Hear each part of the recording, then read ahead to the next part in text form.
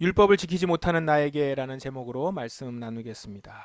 이번 주 성서정과 주제는 오늘 제목과 마찬가지로 율법을 지키지 못하는 나에게입니다. 율법을 지키지 못하는 나에게. 주제에서 알 수 있듯이 내용은 율법과 은혜에 대한 것입니다. 그런데 은혜보다는 주로 율법에 대한 내용들을 많이 보게 될 것 같습니다. 어제하고 오늘 여러분들 말씀을 보시면서 어떠셨습니까? 율법에 대한 내용, 또한 우리가 그 영광의 자리, 말씀의 자리로 나아가지 못하는 것에 대한 주님께서 말씀하시는 내용들을 듣게 됩니다. 사실 기독교 신앙을 들여다보면 율법에 대한 오해가 깊이 자리 잡은 경우가 많습니다.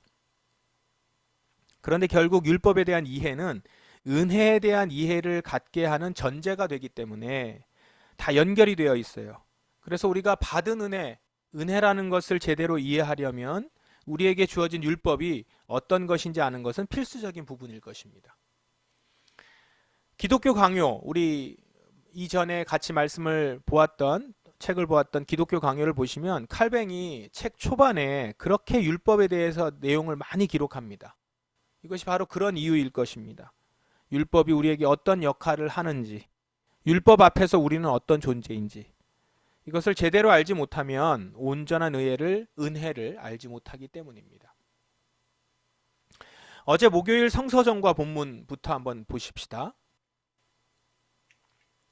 내 형제자매 여러분, 이와 같이 여러분들도 그리스도의 몸으로 말미암아 율법에 대해 죽었습니다. 이제 여러분은 하나님께 열매를 맺기 위해 다른 분, 곧 죽은 사람들 가운데서 살아나신 그분의 사람이 되었습니다. 우리는 율법에 대해서 죽어서 그 율법으로부터 해방되었다라는 거예요. 이 부분을 어제 목요일 본문을 묵상하신 분들은 보셨을 텐데 결혼관계 비유로 설명을 했죠. 결혼한 상대가 죽으면 그 결혼관계가 끝납니다. 결혼으로 얽혀있던 관계에서 해방된다라는 거예요. 이처럼 우리는 율법과 결혼한 셈인데 율법과 결혼하여 묶여있던 우리가 율법에 대해서 죽었으니 율법과의 관계는 끝났다라는 것입니다. 그리고 이제 다시 살아서 새로운 결혼을 할 수 있게 되었어요. 죽은 사람들 가운데서 살아나신 예수님과의 결혼으로 새로운 열매를 맺게 됐다라는 것입니다. 율법과 결혼했을 때 열매를 맺을 수 없었어요. 율법과 결혼하고 나서 알게 됐어요. 아, 내가 원하는 열매를 맺을 수 없구나. 생명의 열매를 맺을 수 없다는 거예요. 그러니까 원하는 자녀를 낳지 못하는 거죠. 그렇다면 이 관계를 정리해야 되죠. 원하는 자녀를 낳지 못하고 생명의 열매를 맺지 못하니까. 그런데 이 관계를 정리할 수 있는 것은 죽음뿐이라는 거예요. 죽는 것뿐이에요. 그래야만 관계가 끝난다는 것이죠. 그래서 그렇게 이제 율법에 대해서 죽임을 당했다라는 겁니다. 율법에 대해서 해야 할 일을 다 한 겁니다. 그리고 이제는 율법과는 관계가 끝났고 이제 다시 새로운 관계 가운데로 들어갈 수 있게 되었는데 바로 새롭게 살아나시니 예수님에게 가서 이제 열매를 맺을 수 있게 됐다라는 겁니다. 예수님 안에서 비로소 우리는 생명을 얻을 수 있었습니다. 우리는 예수님과의 결혼 관계 안에서 생명의 열매를 맺게 된 거예요. 율법과의 관계에서는 맺을 수 없었던 바로 그 생명 말입니다.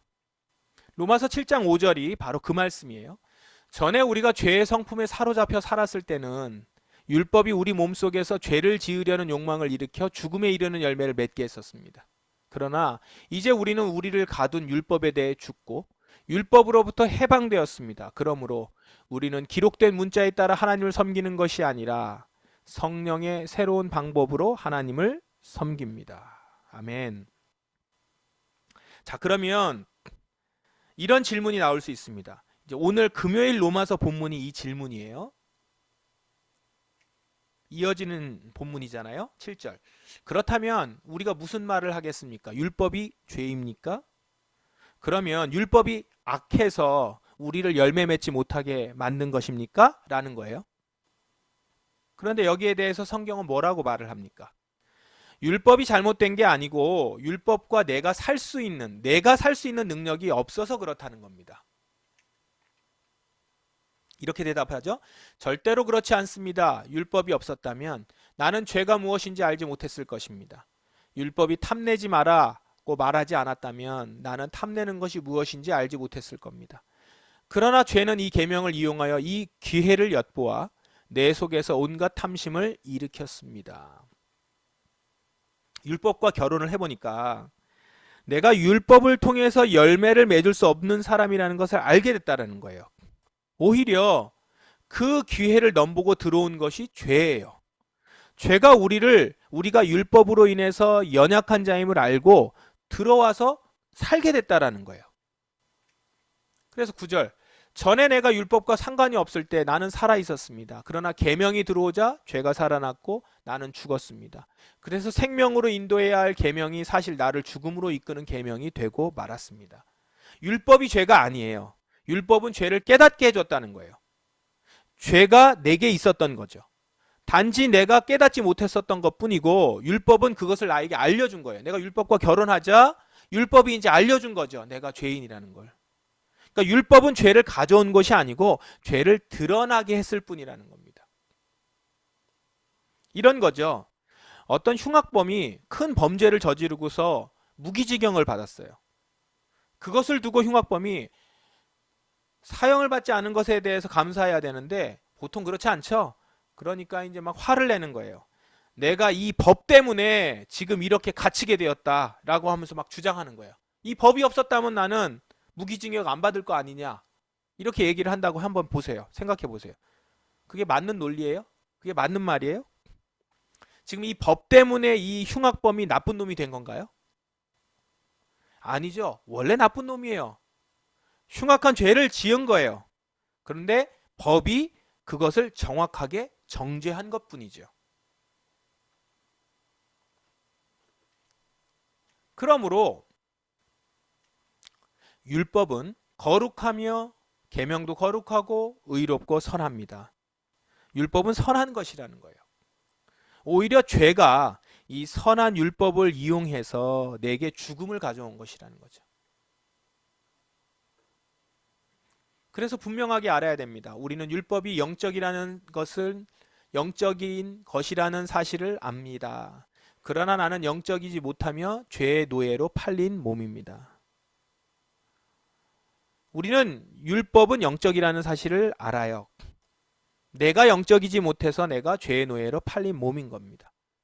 이런 사실을 지금 이게 사도 바울이 쓴 글인데 사도 바울은 자신의 체험을 바탕으로 해서 뒤에 설명을 해요. 그게 이제 15절부터인데 나는 내가 하는 일을 이해를 못하겠습니다. 자기 얘기를 하는 거예요. 내가 하고 싶어하는 일은 하지 않고 미워하는 일을 행하고 있으니 말입니다. 내가 그런 일을 하면서도 그 일을 원하지 않는 것은 율법이 선하다는 것을 인정하는 셈입니다. 지금 바울이 뭐라고 그래요? 바울이 자신을 들여다보니까 자신이 결코 영적이지 못하다는 것을, 죄의 노예로 팔린 몸이었음을 인정하지 않을 수 없다라는 거예요. 나를 보니까 내가 하는 일을 나도 이해를 못하겠다는 거예요. 내가 하고 싶어 하는 일은 하지 않고 미워하는 일, 그걸 내가 행하고 있다라는 거예요. 나는 그거 안 한다고 하면서 그런 일을 또 하면서 그 일을 원하지 않아요. 이런 자신의 모습을 보니 율법은 선한 것이구나. 율법이 죄가 있었던 게 아니구나. 내가 죄가 있었던 거구나. 내가 문제구나. 라는 것을 안다라는 것이죠. 우리 자신도 그렇지 않습니까? 내 자신을 돌아보면 율법은 선하고 나는 그 율법을 스스로 지킬 능력이 없음을 인정하지 않을 수 없다는 겁니다. 그렇죠? 바울의 이 체험적 고백은 우리도 동일하게 하는 거예요. 그래서 이제 이렇게까지 고백을 하죠. 나는 내 안에, 다시 말해서 나의 죄악된 본성 안에 선한 것이라고는 하나도 존재하지 않는다는 사실을 압니다. 선을 행하려는 바람은 내게 있지만 선을 행할 수는 없습니다. 하나님의 법이 있음을 알고 선을 알지만 따르거나 지킬 수 있는 능력이 나에게 없다는 거예요. 나는 안 하고 싶은데 자꾸 그렇게 되고 있다는 거예요. 자, 이런 솔직한 나의 모습을 보는 이 실존 앞에서 사람들은 솔직하게 자기 자신을 보면 절망하게 되죠. 아, 나는 안 되는 존재구나. 내 스스로 이걸 깰 수가 없구나. 나는 그것에서 벗어날 수가 없구나. 그래서 절망으로 가요. 내 자신을 보면서. 자, 여기서요. 우선 한 가지 깨닫게 되는 게 있습니다. 이 나라는 존재가 계속 나오죠. 나는 내 안에서, 나의 죄악된 본성 안에서, 그 다음에 선이 나오고 율법이 나옵니다. 이 나는요 지금 선이 무엇인지 악이 무엇인지 알고 있어요. 그런데 행할 능력이 없어서 악한 가운데 있는 죄인이라는 거예요. 여기서 알 수 있는 것 한 가지는요. 나의 존재는 깨닫는 것으로 규정되는 것이 아니라 행하는 것으로 규정된다는 거예요. 다시 한번. 나의 존재는 깨닫는 것으로, 내가 알고 있는 것으로 규정되는 것이 아니라 행하는 것으로 규정된다는 거예요. 내가 지금 이렇게 생각했다라는 것이 아니라 내가 그렇게 행동했다. 이게 나라는 거예요. 이것으로 내가 어떤 존재인지 알 수 있다는 것이죠. 그러니까 내가 선과 악을 알고 있고 선을 내가 좋아한다고 해서 내가 선한 사람인 것이 아니라, 의로운 사람인 것이 아니라, 선을 행했을 때 그는 선한 사람인 것이요, 여전히 악을 행하고 있으며 내가 미워하지만 악을 행하고 있다면 그는 죄인인 것입니다. 이 실존 앞에서 사도 바울이 이거를 해결하기 위해서 곤고한 가운데서 부르짖고 있는 거죠. 그런데 여기서 한 가지 더 또 이렇게 질문할 수가 있어요. 그래, 내가 악하다는 것을 내가 알겠다. 그런데 율법이 선하다면 꼭 내가 그리스도에게로 가야 하는가? 내 안에 죄가 들어왔고 율법으로 그것을 알게 되었다면 이제 돌아와서 고치면 되는 것 아닌가? 그냥 율법 안에서 그걸 잘 지키려고 하면 되는 거 아닌가? 그런데 성경은 그럴 수 없다라는 거예요. 율법은 그것을 해줄 수 없다라는 겁니다. 율법은요, 우리가 죄인인 것을 알게 하는 그 이상은 할 수 있는 게 없어요. 율법이 할 수 있는 것은 죄에 대해서 징계하고 정죄하는 것입니다.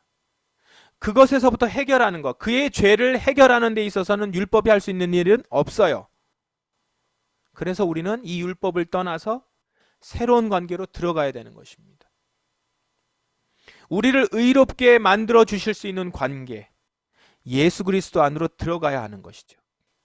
주님으로부터 온 율법 또한 거룩하고 선하며 영적이지만 우리 인간은 본성이 죄악되고 영적이지도 선하지도 않아서 그 거룩한 율법을 지킴으로써 하나님의 의에 도달할 능력이 없습니다. 이것을 인정하고 율법과의 관계로부터 나와서 새로운 관계로 들어가는 것이죠. 그래서 우리는 그분 아래로 내 힘으로는 스스로 의롭게 될 수 없음을 인정하고 나를 거룩하고 선하고 영적인 사람으로 만들어 주실 수 있는 예수 그리스도를 온전히 붙들어야 하는 것입니다. 여전히 옛 삶에서 스스로 옳은 길을 갈 수 있다고 생각하고 있는 것은 교만입니다. 이제 알았으니 나는 열심히 하면 돼. 내가 선한 것을 알았으니까 선한 것을 하면 돼. 아니요. 내 인생의 주도권을 하루빨리 주님께 내어 맡기는 것이 필요합니다. 율법 안에서 내가 죄인인 것을 알았으면 이제 율법과 함께 죽고 다시 살아서 예수 그리스도에게로 가야 되는 것이죠. 생명의 성령의 법으로 가야 되는 겁니다. 그럴 때 나는 예수 그리스도 안에서 새롭게 되는 자가 될 수 있는 것입니다.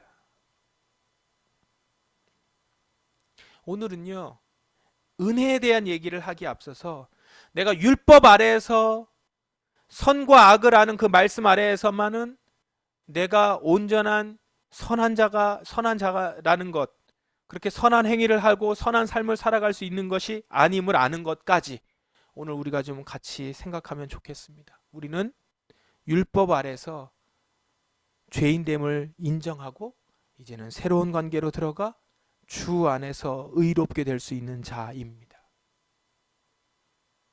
새롭게 산 길이신 예수 그리스도만을 의지하여 그 안에서 의로움과 자유로움을 누릴 수 있는 여러분 되시기를 바랍니다. 나의 죄악된 본성 안에 선한 것이라고는 것은 하나도 존재하지 않는다는 사실을 인정하고, 선을 행하려는 바람은 내게 있는 것 좋습니다. 그러나 선을 행할 수 있는 능력은 내 안에 없다는 걸 알고, 온전한 선을 행하신 예수 그리스도 안에서 예수님으로 말미암아 거듭난 자로, 예수님이 새롭게 회복시켜 주셔서 완전히 새롭게 거듭난 자로 나를 부인하고 예수님의 말씀으로 예수님께서 제시하시는 그 길로 걸어가며 주님과의 관계를 놓지 아니하고 그 안에서 새롭게 되는 삶을 살아가는, 그렇게 의인되는 자들이 되기를 바랍니다. 오늘 여러분에게 말씀하여 주신 이 말씀을 붙들고, 주님, 이제는 내가 율법 아래서 노임받아 그것을 놓고 나는 그 안에 죽은 것을 인정하고 예수 그리스도 안으로 가서 새롭게 산 길이신 예수 그리스도만을 의지하고 그 안에서 의로움과 자유로움을 누리기를 원합니다. 이렇게 기도하며 나아가는 여러분들 되길 바랍니다. 율법의 의로부터 자유함을 얻는 자, 예수 그리스도로 안에서 그 안에서 의롭게 되는 자로 우리 포도나무 성도 한 사람 한 사람이 다 서실 수 있기를 주님의 이름으로 축원합니다.